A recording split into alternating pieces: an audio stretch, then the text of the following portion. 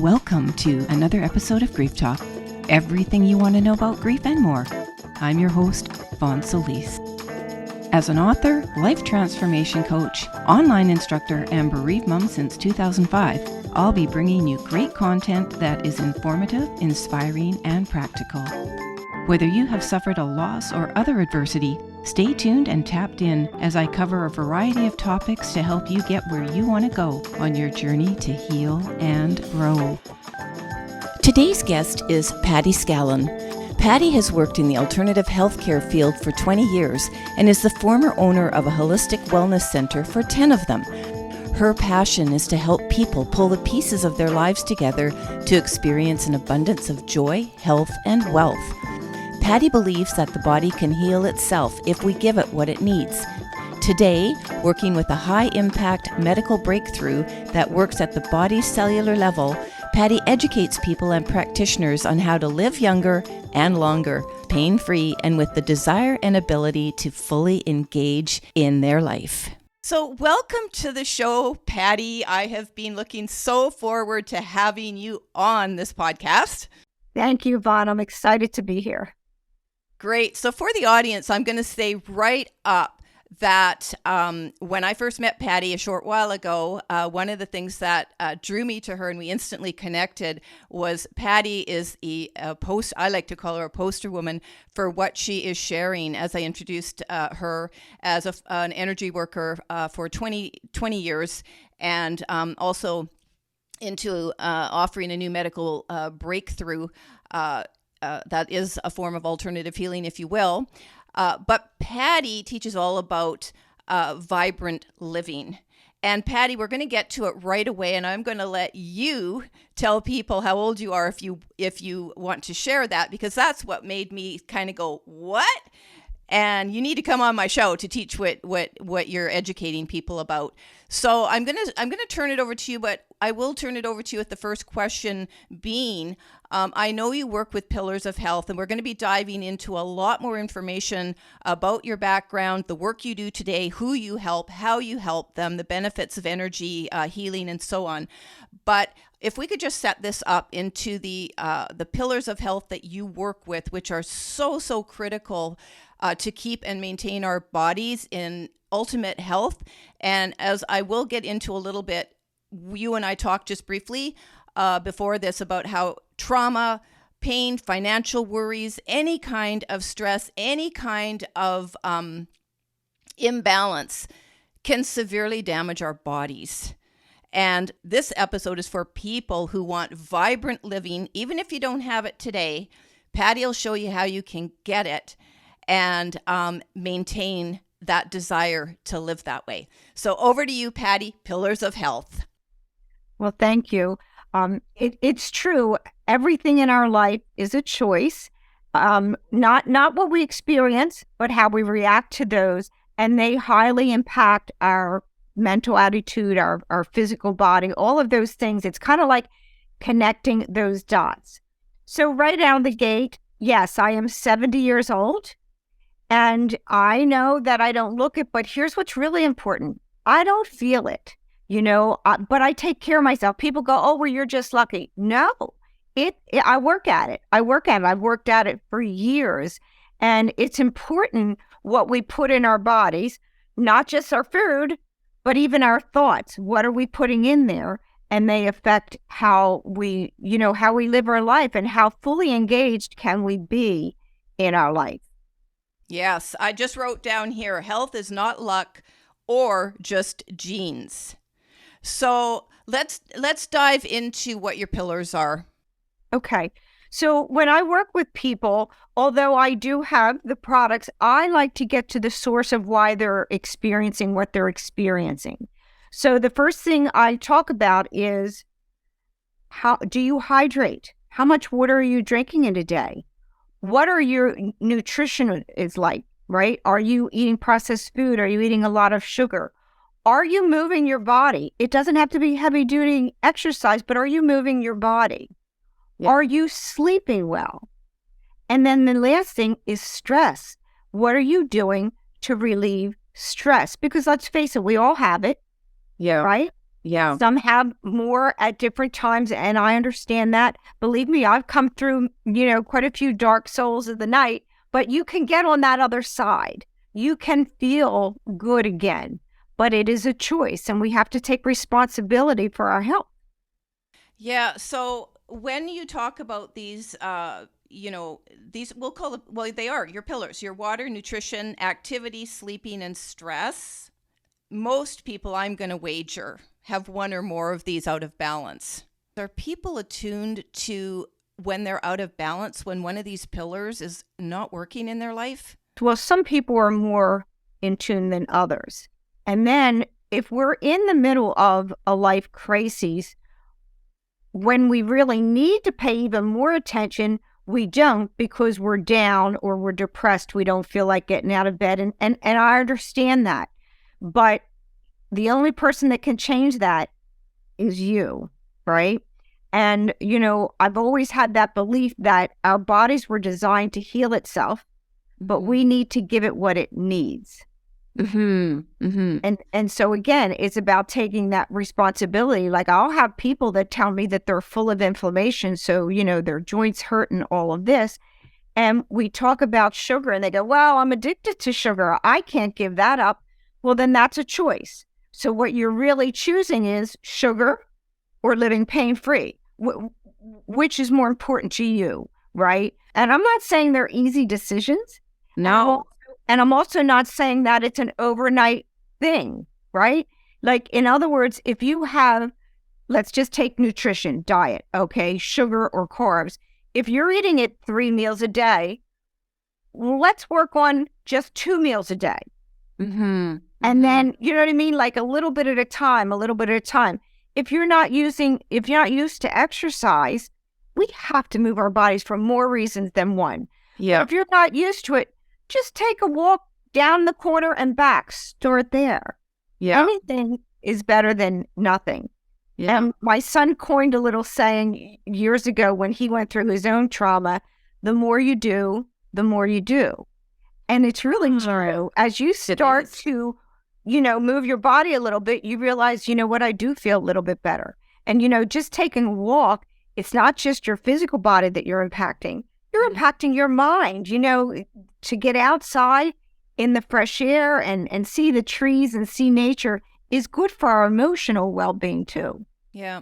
I'm just going to throw in on a very personal note. I was inactive for a little while, other than some walks.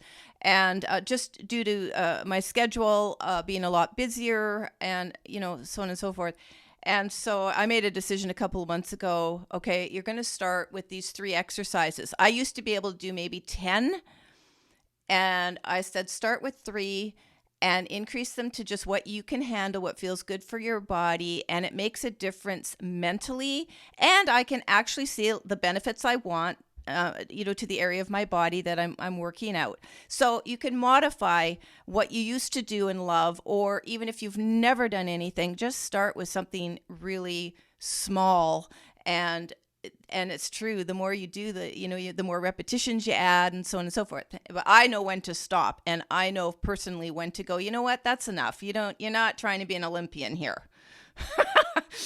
Well, you know what my husband started with? Just going up and down the steps like 3 times.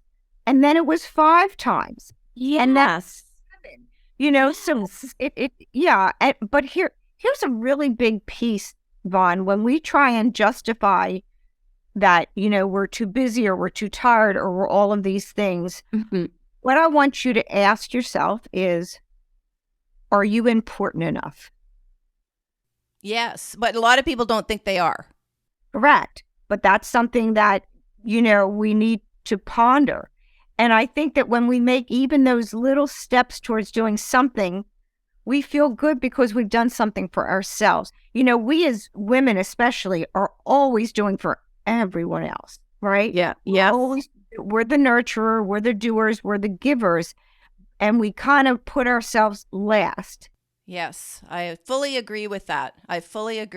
Put yourself first, even if it's for 10 minutes. I put a program on my computer.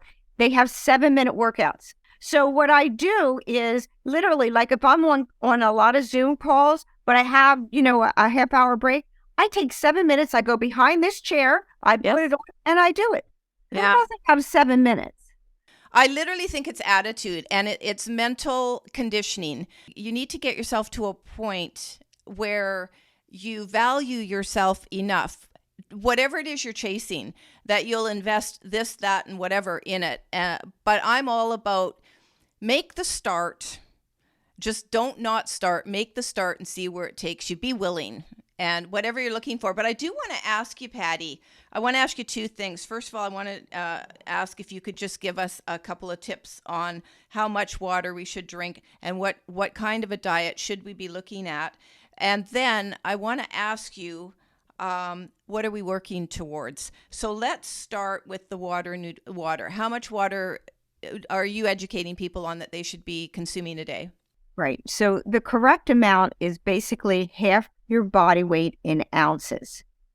Oh, and most people don't drink enough, but there's a lot of people that drink too much. And there is such a thing as too much, because what happens if you go much past that, you will begin to flush vital minerals and vitamins out of your body. So, really half your body weight in the ounces is what's really good. And, the thing with hydration, I would say that's number one. If you want to change anything, start there. Our bodies are up to 70% water. When you have that afternoon slump, you know what it is? It's you're dehydrated. And if you feel thirsty, you're way past dehydration, okay? People go, well, I drink coffee all day.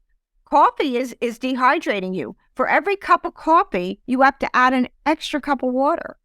Really? I don't drink coffee. I'm a tea drinker. Is that true for tea? Sure. It's the caffeine. Now, if it's herbal, no. If it's herbal, no.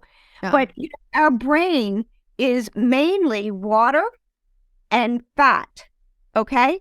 So when you have brain fog in the middle of the afternoon, hey, drink a glass of water and take a couple nuts. Get some water, get some healthy fats. Yeah.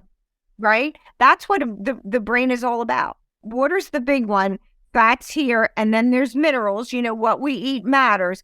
But if I, wanted to tell you to do anything, I would say drink water and take, like we have an omega product. It's your healthy fats, 3, 5s, and 7s. Yeah. Water and take a supplement. Feed that brain. Now, quickly, I want to ask you about nutrition. Now, you mentioned earlier about eating too many processed foods, and this could probably be a large number of the population in North America. Fast meals, living alone, don't want to cook, do the frozen meal thing, whatever. So in your education, what do you recommend as the proper nutrition? Okay. Well, let me just start this by saying I'm getting ready to write a little paper on what does depression, diabetes, and fibromyalgia have in common. Oh, I don't know. It's gut health. Okay. Actually, gut health is at the basis of everything. All the inflammation in our body, it all starts there. So again, we have to have a healthy gut. Unfortunately, with depression, people think that the answer is getting on an antidepressant, and it is not. That's not to say there might not be a moment in your life where you're in a black hole and you need help desperately. Please don't misunderstand me.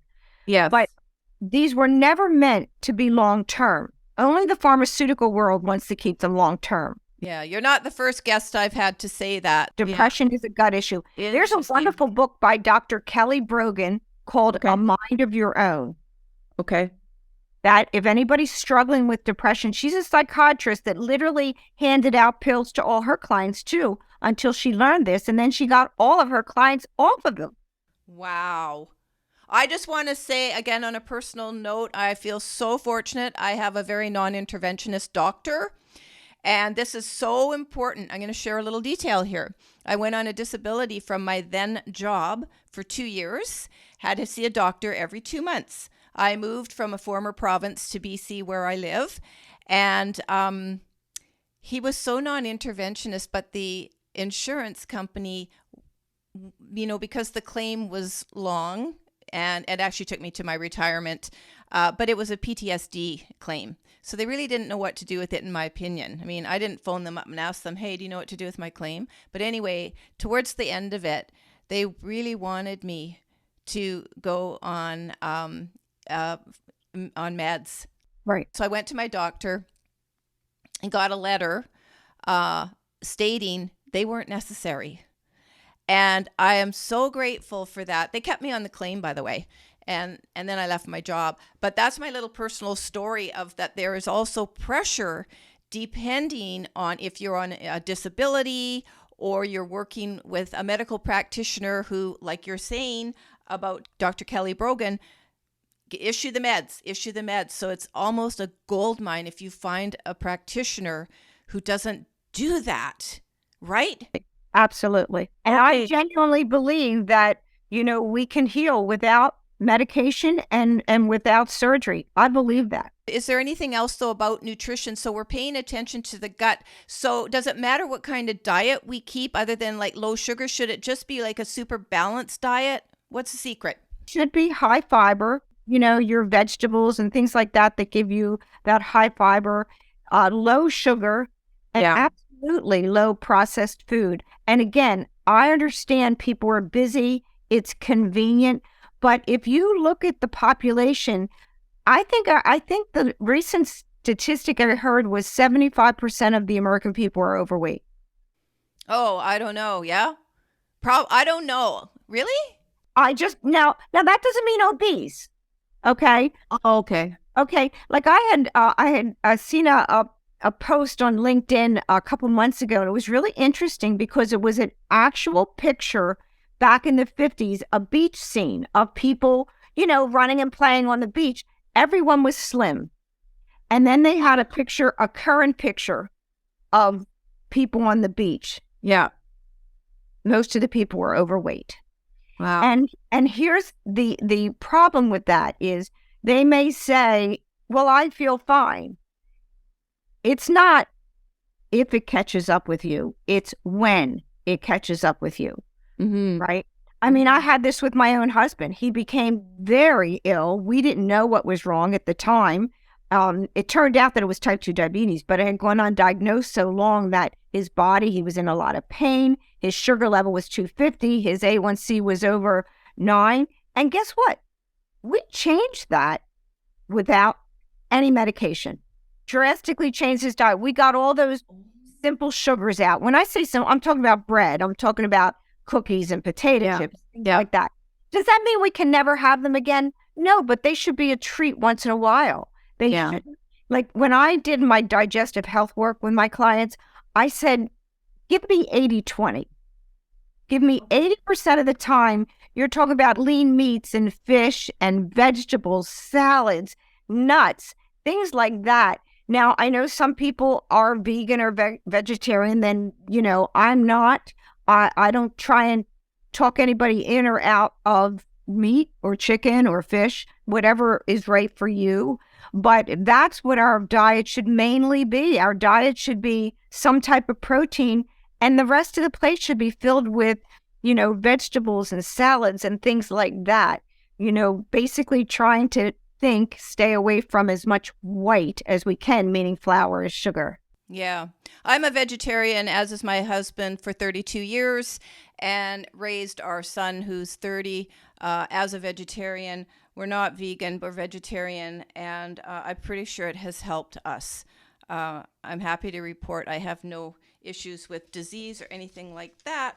I just have a bit of a weaker immune system because of mental and emotional trauma and things like that. But once you're aware of the areas you need to supplement, work on, take care of, feed yourself, care for yourself a little bit differently, then you do see changes in the body. You just say 80% of the immune system is in the gut. Yeah. You heal your gut. Yes. You're going to make huge leaps and bounds with your health. Yeah. I personally believe that everyone today should be on a quality probiotic, unless they're the type that constantly eats sauerkraut and kombucha or whatever it is that the natural ones. But most people do not. So I think that we are inundated with toxins today in the food supply, in the water, in the air, even with our clothing, the cleaning products. I think that like the probiotic we have has prebiotics in it. And I don't know, some people don't know the difference. So just briefly, we have good bacteria, we have bad bacteria. Yeah. Prebiotics feed the good bacteria so it sticks around, and the probiotic gets rid of those bad bacteria. I would wager anybody not on a probiotic and not aware of gut health, I've been aware of it for a number of years now, but when you're dealing with things like gastrointestinal stuff, and it became so common to hear about these problems a few years ago, as you would know, and I've even had it in my family. I've had friends who had to struggle and search for one or two things only they could eat that wouldn't affect their health. And the other thing I just want to say really quickly, I'm not pushing any company here, folks, but what I am saying is there are companies out there that are dealing with really good probiotics and supplements, and they're not necessarily, and they're likely not at all, on retailer shelves. I was educated years ago about the fact that even if you say that there's there's only 2% or just a small amount of an ingredient in a product, that can stay on the label. And so a lot of what people might be buying in retail stores might actually be a waste of money if you're not seeing results. Would you agree with that? I'm sure you would, Patti. I do. I always encourage people to buy quality, not buy from a box store. And you're talking, you know what I mean by box store. I do. Stores. Yeah, because there's fillers in them. And as you said, they can literally just sprinkle a little bit of something. It's not the efficacious amount. It's just sprinkling, because then they can put it up on there. One of the things we have for stress and anxiety, it has that ashwagandha in it, right? Well, a lot of products say they have it, but they literally have just a dusting, not the efficacious amount. And I would be more concerned with the fillers that they're using too. So if you're buying it from the corner store or those big stores that I'm talking about, I would say replace them. Yeah. And, it's like a lot of people have, let's turn to sleep for a minute. A lot of people have sleep problems for a number of different reasons, and I've had them for decades. I finally have found something that helps me, and no, it is not melatonin, and nor is it CBD. But I have found a product that helps me, and it rather than saying I'm gonna help you sleep, it relaxes my mind. So there's a huge difference, and it's all natural and stuff like that. And so it's working. So what I'm going to just say to people, the audience, if you're having trouble in any of these areas that Patti and I are discussing today, and you want to live younger longer, that's Patti's tagline, live younger longer, which means basically, Patti, as you said, pain-free, and having the ability and the desire to fully engage in your life, right? So sleep deprivation robs us of a lot of things. Can you speak to that a little bit about what happens to the body when we can't sleep or we're sleeping fitfully? Absolutely. So when we're not sleeping enough, first of all, our stress level goes up. We can't deal with the day-to-day things that come up if we don't have enough sleep. People will actually gain weight when they're not sleeping enough, right? Okay, what makes the body gain weight if you're not sleeping? That's interesting to me. You have to understand, when you sleep, that's when our body rejuvenates itself. That's when all the organ systems slow down and regroup so that they can engage the next day and do what they're supposed to do. So people that are sleeping, I'll have people go almost like it's a badge of honor. Well, I only sleep 5 hours a day. And you know what I say to them? Stop. Yeah. Get 8 hours? Between 7 and 9 is optimal. Okay. Oh. But the problem is, number one, people kind of graze. So they're eating through the evening, and then whatever they've eaten can then impact their sleep, right? Here's a question for you really quickly, Patti. What time should we stop eating at night before we go to sleep? At least 2 hours. Now, the one exception might be a diabetic, but then they should eat protein before they go to bed, not a handful of crackers, because then their sugar level is going to spike during the night, right? Right. So, yeah, we need to give our bodies time to relax. I mean, I do intermittent fasting. I haven't lost weight because of intermittent fasting. Some people do, not me, but I do it because it gives my body a break. So, okay, how long do you fast for? Close to 16 hours most days. I finish eating dinner about 8 o'clock, right? Mm-hmm. So it's rare that I'll eat after that. And then I usually don't get around to eating breakfast till 11, 12 o'clock, something like that. You and I are the same, identical. I have zero. I want to talk about this for a minute. So I have zero desire. Food has not been an issue for me in this lifetime, and excessive weight and so on. I've had other things, folks. So I have no desire to snack, to pick, to any of that stuff. So it doesn't mean I don't enjoy the odd bowl of ice cream or ice cream cone or some popcorn or this or that. I don't deprive myself of what I want. It's just I don't need, to consume quantities and quantities of the stuff. You're one of the blessed few. That for the most of us, that's not the case, I don't believe. Really? Yeah, I love to eat. Yeah, and I love to eat. See, I don't love to eat. Yeah. But what I will tell you, and this is really significant, when you're eating, first of all, our bodies need healthy carbs for energy, right? But when you're eating empty calories, processed food, our body goes, oh, here comes the carbs. And then it's like, oh no, there's no value to these carbs. Well, then we need to eat more. And then we need to eat more. This is why you might go to get a cookie and that's not satisfying. Then you go back and get 2 more cookies. Yeah. You know what I mean? It's because our bodies need this for energy. Yeah. And so what happens, you eat this junk food and then it stores as fat because it's not giving energy. So if you begin to give it the correct things, your cravings will go down, because I'm speaking to a lot of people that do have cravings. I understand that. Yeah. But I will tell you, there was a time when I absolutely loved pasta. I did. I never thought I'd stop eating it. Yeah. But once I stopped eating it, I no longer have the desire. Will I never eat it again? I don't know. Once in a while, maybe. Like if I went to somebody's home and that's what they had, would I eat it? Of course I would eat it. But I don't say, oh boy, I want a bowl of spaghetti tonight. I just don't. And that's our bodies learning to crave what's good for it. Yeah. So I just want to interject here a little bit. So the audience listening, we're getting some fantastic information about nutrition. We need to get sleep. So I have no doubt that you sell a product also for sleep, but for people that, aren't, aware of you, your products and so on, and don't have like what I finally found, let's really talk about people that can't afford supplements. What can they do to at least try and sleep, Patti? Sure. Okay. So first of all, if they can stop eating, a few hours, that is helpful. Okay. Alcohol, if you drink alcohol before you go to bed, what happens is the sugar will wake you up a couple hours down the road. I'm an example of that. I love to have wine, but if I drink it too late, I end up waking up at 1 o'clock or 2 o'clock because that wine has now turned to sugar in my body, and now I've got energy. Stay away from alcohol close to bed. Yep.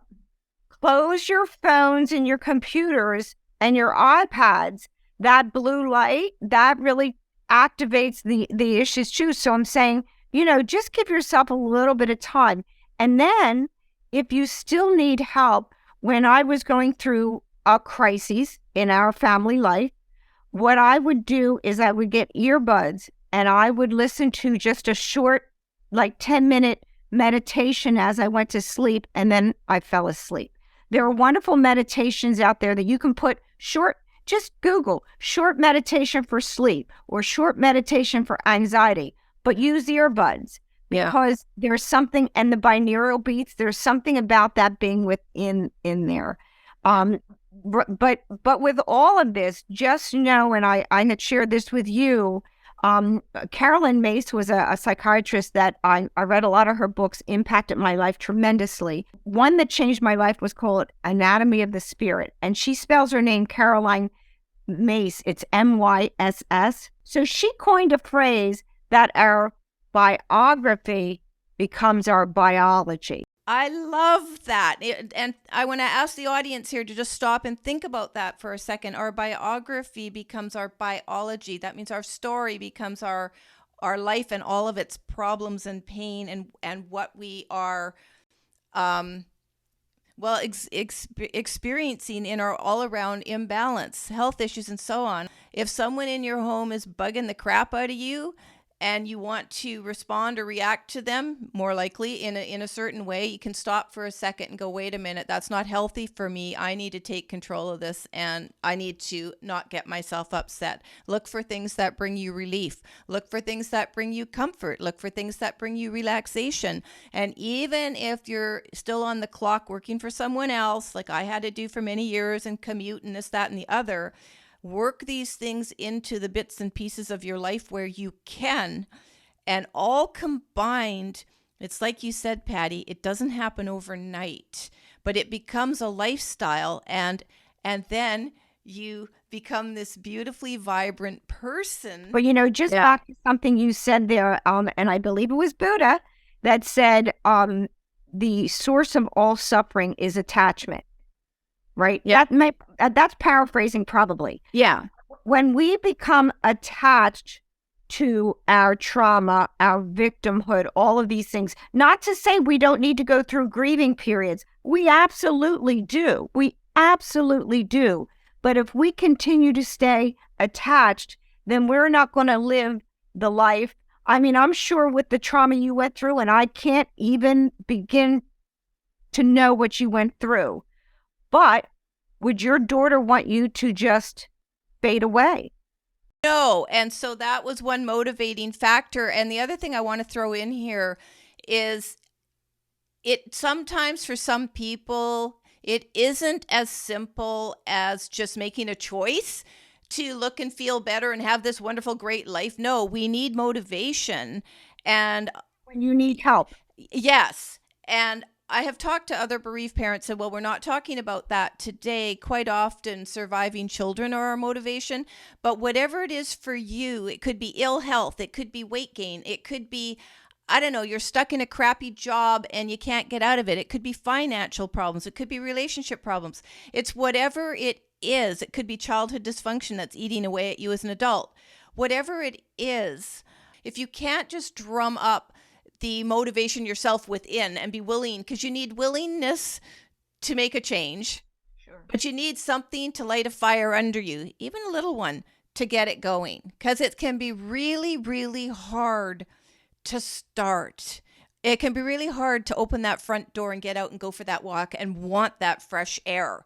So if it isn't the walk, just find something that will motivate you a teeny tiny bit on day one, and then keep looking for something on day two. And, it's like that, simply put. I know it's a big process, but I had to find some motivation initially to get out of bed after my daughter died. And largely it was I wanted to be a parent to my surviving son. He was only 13. What am I going to do? Like, just give up? And the more I focused on that, the more I started to think about me. Now, it's been years. Okay, so whatever. And again, we're not talking a lot about that today, but it's in the similar vein that we choose to want to be able to engage fully in our life. Because some people don't want to engage in their life, Patti. Right. What would you say to them? Yeah, well, we can't convince somebody else to do something. No, we really can't. But I would just, first of all, the first step is awareness. Yeah. Are we aware of it, right? The second step is the courage to change. And sometimes we don't have enough courage ourselves. Yeah. Lean into a best friend, or lean in, and I don't mean to whine. I mean to say, I'm drowning and I need help. Yeah. Or get a counselor, or Yep. or something, because again, you're the only one that can make a step. But when, like you were saying, sometimes people have a job that they hate and they really can't get up and leave. It's all between here and here. So what I would say is, in that moment of frustration or anxiety, when maybe somebody just hollered at you, take just 60 seconds, close your eyes, take a deep breath in for 4, hold for 4, out for 4. Do that a half a dozen times. You'd be very surprised at how that can shift you. There are those things like EFT. I mean, I worked with a gentleman with EFT, and after a third appointment, he called me one day on his way home from work, and he said, I just want you to know that when I started coming to you, I was formulating a letter to my wife because I felt that they would be better without me. And he said, this is the first time I have felt happy in a long time. Yeah. Wow. 3 sessions of EFT. Can you just explain, Patti, what EFT is for people that may not know? Sure. So it's called emotional freedom technique. It is referred to more commonly as tapping. Yes. You can YouTube tapping and PTSD, or tapping and anxiety. But we have meridians. And so it's basically, there's a specific meridian pathway that we have on our bodies. And we're saying things like, I feel this anxiety. It's so much. I'm just so anxious. I hate feeling like this. And we go through that. But then we change the verbiage to be positive, and we put the positive energy in. Again, one session can make a huge difference. There's a lot of help out there, even like what with the Reiki. Our chakras, if for those that are familiar, our chakras, or not familiar, are energy centers in our bodies. And sometimes we will get a blockage. For instance, the heartache that you went through. You could have a blockage in your heart chakra. If you don't do the work or get the healing needed, you may end up with breast cancer or heart disease, something in that chakra that's being blocked. Our bodies are like, the chakras are the centers, the energy centers, but the meridians are like your traffic, like your roadways that go through them. And if all of a sudden you hit a dead stop, everything stops. So the rest of the body is not getting fed the energy that it needs to heal. And we are all energy. Our bodies, we might go, no, we're solid. No, we're not. They're just tight molecules. We're all energy. So we have to address the emotional, the spiritual, and the physical. We have to address all of that to heal. Yes. Yeah, and we don't really have time to get into each of the physical, emotional, spiritual, financial, mental, and anything else that tears and eats away at us. It's enough to say, I love what you just said, and I'm going to jump on this point as we move into the work that you're doing. I want to hear a little bit about the redox molecules, but as you said, we're not solid, we're molecules, we're energy. I'm questioning whether, like, the younger that we look, I wonder if it's just natural to feel good, because when we don't feel good about ourselves, so we don't feel healthy, I mean, it really does reflect in our eyes, Our skin coloring, our hair. Yeah. how we hold ourselves, whether we can connect, communicate, and all of those things. So I'm hoping that the better we feel, the better we look. And I want to just stress here, though, Patti, I mentioned this a little bit at the beginning, but the goal here isn't just to look our youngest in a youth-crazed North American culture. That's not the goal. Can you explain what the goal of all this really is? To be able to fully engage in life, to be able to, if you have a partner, to want to do things with that partner, to experience joy. See, to me, that's my number one life value, is joy, okay? And then there's kindness, and then there's integrity. But joy is what most speaks to me. And when we're in that bad place or that dark place, if we can reach out and help another person, that will help us feel better. Yes. right? Yes. So sometimes those that are inundated with heavy things right now, you'll see them out helping others, and you go, how are you even doing that? Well, because energetically it helps them. It's all about raising our vibration, right? Yes. And like you said, I do believe those of us that try for those higher vibrations, it shows in our face. And I don't mean lack of wrinkles. I'm talking about an energy. I'm talking about an overall energy. If you are dwelling in like the lowest, I think, is guilt and shame, right? So, okay, maybe you did something you shouldn't have done and you feel guilty. Well, is that guilt serving you? It is not. Let it go. It's in the past. Yeah. It's in the past. Yeah. So you want to be able to take that bike ride, or maybe it's just lay on the floor and play with your grandchild if you have grandchildren. That's being fully engaged, you know? But when you don't feel like getting off of the sofa at night to do anything, that's not exactly fully engaged. And the truth is this life is a gift to us. I don't know that a lot of people feel that way. And I say these things not to be negative. I say these things to identify when I felt that way. How could I possibly feel life is a gift when you've got so much tragedy, or you're ill, or you were abused in childhood, or you have a crappy relationship, or your life's just crappy and you have no luck, and anybody else who's doing better than you, well, they're lucky. All of that. Well, they've done the work because, Yes. I don't know about you, but I haven't come across anybody that hasn't had some type of trauma in their life. Exactly. So if you stay in victimhood, in other words, the more you repeat your story, the more it's in your energy field. Yeah. I just want to say, like, I had a pretty dysfunctional childhood. It doesn't matter what the dysfunction was, but, I made a decision somewhere probably in my early teens, but certainly by my early 20s that that was their story. That's not going to be my story. So I was really blessed with being introduced to metaphysics and a spiritual practice by the time I was 25 years old. And it really solidified a foundation for me that I relied on when the times did get kind of tough. And, so I agree with you that nobody gets away with some kind of challenge in this life, no matter what it looks like to anybody else. We don't know what's going on behind closed doors or in another person's mind. But I will tell you something.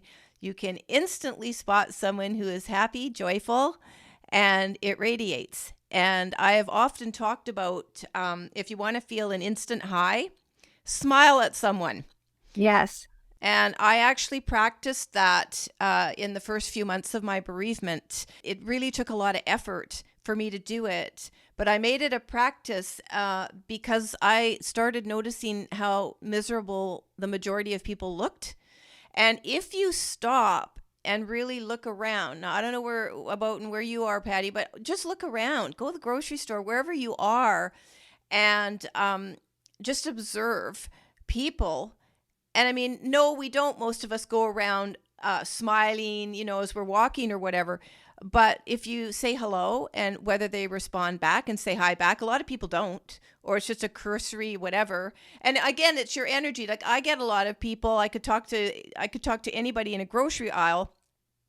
But when you're miserable yourself, you're not looking for that kind of connection. But when you can open yourself up to having a little more space in your heart to bring some joy in, it often starts, I think, with you having to be the one to make that first step. People aren't necessarily going to, go out of their way and smile at you or engage in just a short little conversation or whatever it might be. But I'm telling you, it's almost like service work. It is service work. It lifts your vibration. Say one word to somebody and it could change their whole day. I know. Like I'm the type that if I'm walking down the street and I see a woman that has a fabulous haircut, as I'm passing, I go, fabulous haircut. And their face lights up. I know. Last little story. I once went in. We have a wonderful little cafe in our downtown area where I live. And one day we walked in, and I just happened to smile at the person cooking. because it was an open kitchen.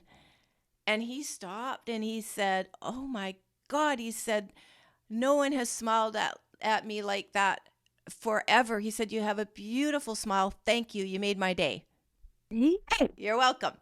And I will tell you, though, when you smile at people, most of them will smile back at you, but they will be shocked. They will be shocked. And I'm not saying overdo it and be all this honey and, gooey kind of stuff. No, because people also don't like that, and they can see if it's phony. Just a really heartfelt, authentic smile. Okay, Patti, let's move into the work you're doing, and let's talk about the redox molecule. We've painted a picture for people, which I think has been quite clear about everything they need to get to this point where it is about the body. It is about the gut health. We've got to get ourselves mentally, and I would say emotionally, to the place we want to change.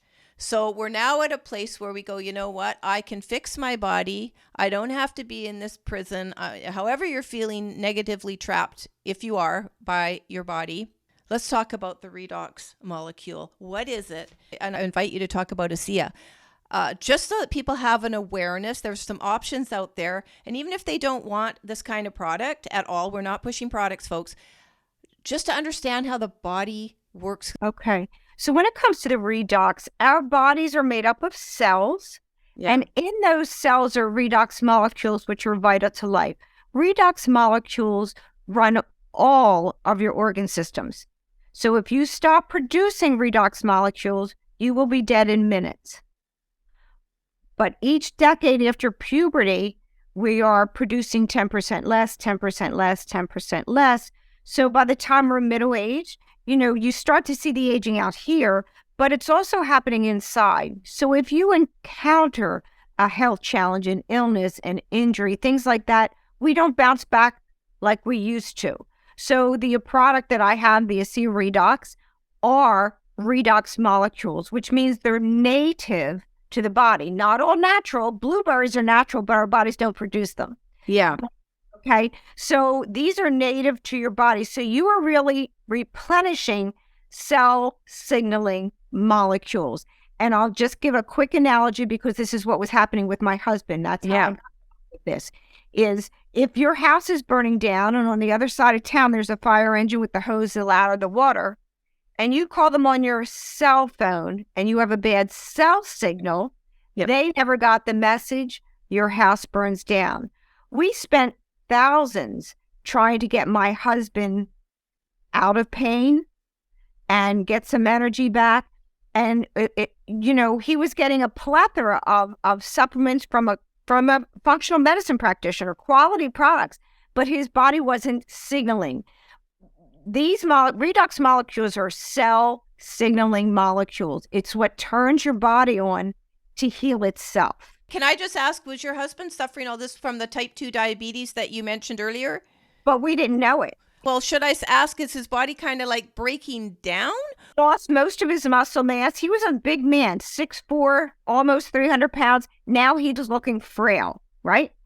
And he had severe pain in his hips and his shoulders and literally no energy. We were not engaged in life. Our life was on hold for a year and he wouldn't go to the doctors.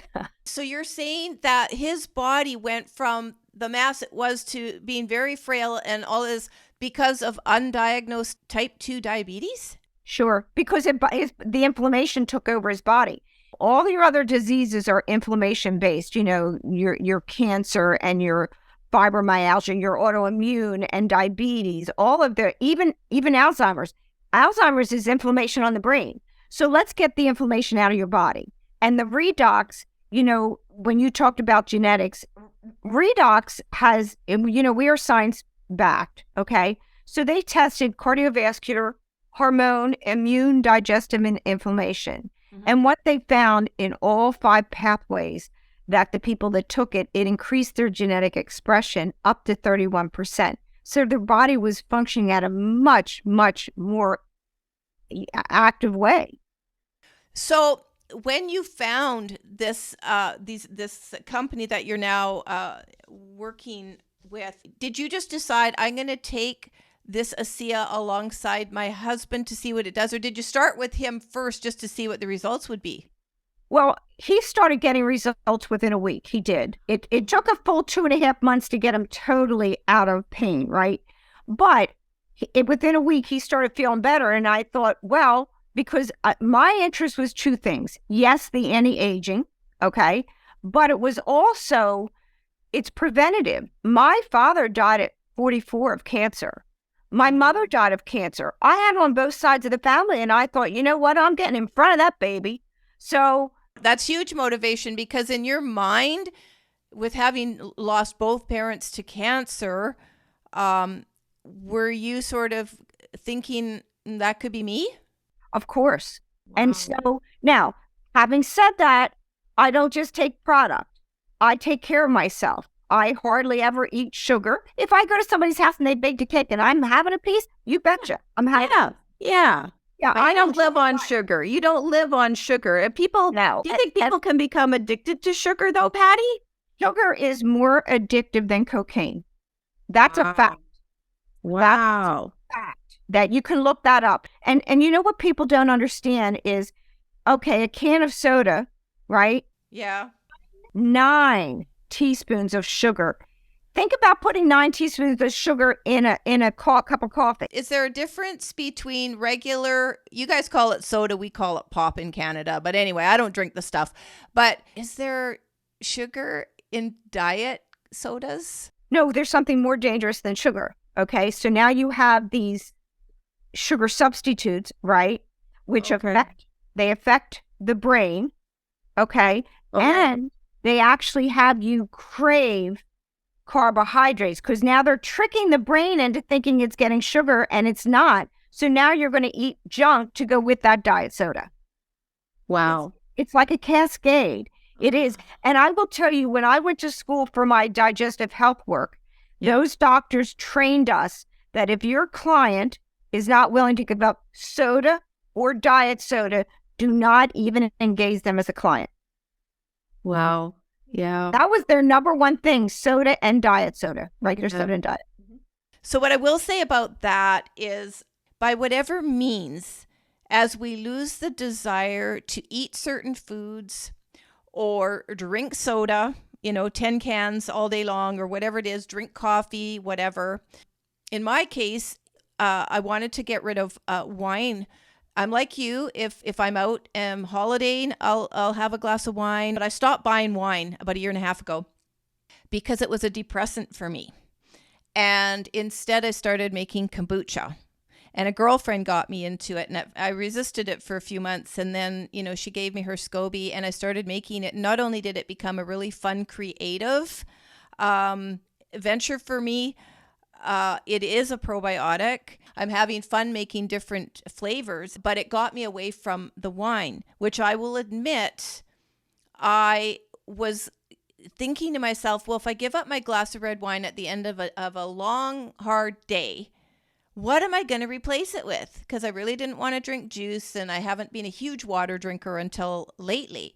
Anyway, I turned to the kombucha, and I love it, but I'm not like you, Patti, with pasta or sugar or a piece of cake or whatever. I don't say to myself, you can never have that again. I just don't have a desire to drink it. So going back to when we make a decision, however that decision comes to us, to let go of anything, it just becomes easier and easier and easier once we know we really don't want it in our life anymore. Now, how you get to that point to understand what you're ready to let go of, that's a whole other story. I'm talking about the point where we know it could be a health scare. It could be anything. But don't you agree with that, Patti? When you let it go and just go, I really don't, it's almost like your body resists it and just... Well, right. I agree. I could never drink a soda now. It tastes so ridiculously sweet. I just can't.